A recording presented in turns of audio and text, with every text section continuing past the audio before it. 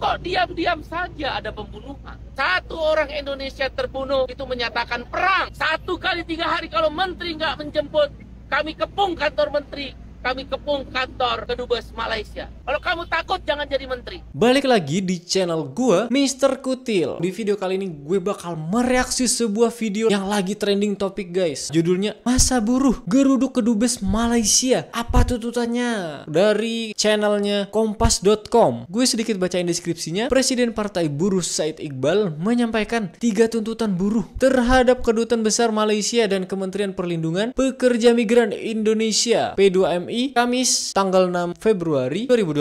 Salah satunya adalah agar Menteri P2MI Abdul Qadir membawa 3 orang WNI yang terlibat dalam kasus penembakan oleh polisi Malaysia dibawa pulang. Apabila tuntutan mereka tidak dipenuhi, kata Said, maka buruh akan mengepung kantor kedubes Malaysia dan Kementerian P2MI. Yuk kita langsung tonton videonya. Baik, terima kasih pada kawan-kawan media cetak, media online dan media elektronik.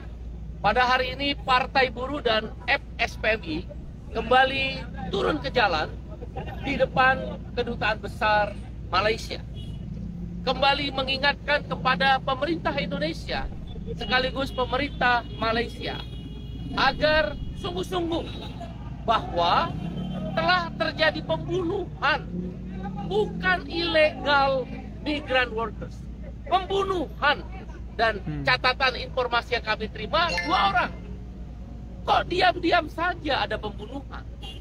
Yaitu tertembaknya 2 orang pekerja migran Indonesia yang katanya ilegal. Kan katanya belum ada investigasi, belum ada bukti ya? Dari pihak yang menembak, polisi di Raja Malaysia. 2 orang Indonesia terbunuh. Itu sama saja menyatakan perang.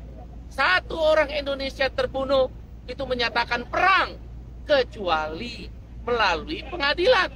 Ini tanpa pengadilan, polisi di Raja Malaysia mengeksekusi tembakan mati. Ada 1 orang kritis yang kemudian mati. Itu menunjukkan penembakan itu dilakukan secara membabi buta. Kalau dia terarah langsung mati. Ada 1 kritis, belakangan mati, jadi yang mati 2 orang. Ini adalah pembunuhan. Kami meminta kepada pemerintah Indonesia, Menteri P2MI dan Wamennya, jangan kebanyakan lip service, melakukan konferensi pers, nyatakan ada pembunuhan. 1. Kami minta Menteri P2MI dan Wamennya, nyatakan ada pembunuhan. Karena dia ada pembunuhan, maka yang membunuh harus dihukum. Siapa dia? Polisi di Raja Malaysia. Siapa yang menembak, siapa yang memerintah menembak, harus dipenjara seberat-beratnya. Itu 1. Nyatakan ada pembunuhan. Hei menteri, jangan enak-enak aja makan uang negara. Jangan enak-enak aja cuma konferensi pers. Abang Beca, saudara kami pun bisa jadi menteri kalau cuma konferensi pers. Yang kedua, jemput 3 orang lagi yang sekarang sakit. Kemana kamu semua? Mereka semua bekerja, bahkan illegal migrant workers, karena di Indonesia pemerintah tidak bisa menyediakan lapangan kerja. Coba ada lapangan kerja, nggak mungkin ada pekerja migran. Kok sekarang mereka berjibaku bertaruh nyawa? Sekalipun misal ilegal, kok nggak dilindungi? Udah nggak bisa ngasih pekerjaan, nggak melindungi. Buat apa kamu jadi menteri? Oleh karena itu yang kedua, jemput yang sekarang sakit. Kami memberi waktu 1 kali 3 hari. 1 kali 3 hari kalau menteri nggak menjemput, kami kepung kantor menteri, kami kepung kantor daripada kedubes Malaysia. Itu yang kedua. Yang ketiga, kami minta Menteri Luar Negeri atas nama pemerintah Indonesia membuat nota diplomatik yang lebih keras, yaitu meminta polisi yang membunuh untuk dihukum dan dipenjara. Umumkan seperti waktu Pak Kapolri atas izin Presiden Prabowo mengumumkan pemecatan oknum-oknum polisi yang merekayasa narkoba dalam satu pentas musik warga Malaysia. Kenapa kamu Malaysia nggak melakukan hal yang sama?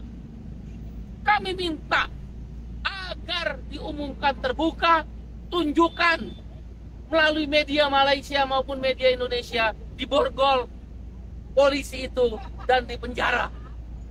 Itu 3 tuntutan kami. Dan yang terakhir, kami minta Menteri P2MI dan Wamennya dievaluasi. Kebanyakan lip service, hadir ke talk show. Kenapa nggak ke Malaysia? Takut? Kalau kamu takut, jangan jadi menteri. Ngapain talk show ke TV, talk show ke radio, bikin konferensi pers? Tugasmu jemput 3 orang sekarang. 2 orang sudah mati. Kamu biarkan begitu saja. Bila mana dalam 1 kali 3 hari pemerintah Indonesia khususnya Menteri dan Wamen P2MI tidak mengambil langkah-langkah dan memulangkan 3 orang yang masih dalam keadaan sakit, maka kami bisa pastikan mengepung kantor Menteri P2MI dan Kedubes Malaysia setiap hari. Kami percaya Bapak Prabowo waktu sebelum jadi presiden saja memulangkan dengan uangnya sendiri. Kasus Bona, ingat nggak kawan-kawan media? Beliau sewa pengacara termahal di Malaysia. Beliau bela. Bahkan ketika menang, Bapak Presiden Prabowo menjemput Bona, seorang TKI yang mau dihukum mati karena berjuang. Karena mereka itu para migran workers atau kita kenal dengan TKI sedang berjuang untuk memeraih devisa. Lebih dari 80 triliun devisa dari TKI. Sekarang mana balasanmu untuk mereka yang telah memberikan devisa 80 triliun? Kita kepung. Terima kasih kawan-kawan. Mas Said, berarti dari pemerintah belum ada respon apa-apa terkait hal ini, Pak? Teman-teman media lebih tahu. Semua ketutup dengan kasus LPG yang nggak jelas itu. Waduh. Semua tertutup dengan kasus Parga Laut. Ini 2 nyawa sudah terbunuh. Menteri jangan kebanyakan talk show. Jangan kebanyakan talk show. Datang ke Malaysia, jemput. 1 kali 3 hari kami. Demikian. Terima kasih ya kawan-kawan semua. Makasih.